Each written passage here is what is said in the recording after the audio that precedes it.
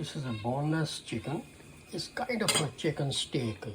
Steak is always with the beef basically, but I call it chicken steak like it. When I cut it, that goes to as a preheated oil. And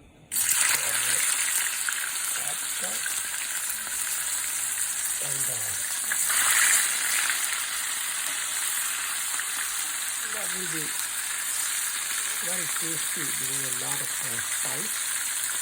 I use only 4 things. This is crushed, red crushed pepper, black pepper, salt, and just a little bit lemon juice. I use this one lemon juice here. This is 100% pure lemon juice. So I use like a 2 spoon of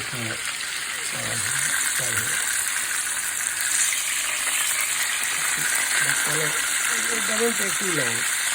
It's like a 15 minutes it will be done and turned very nicely turned and color will be golden brown.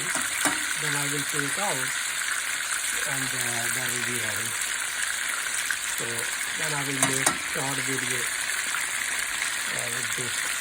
This is right here. I left yesterday in the refrigerator. I just took out to start cooking.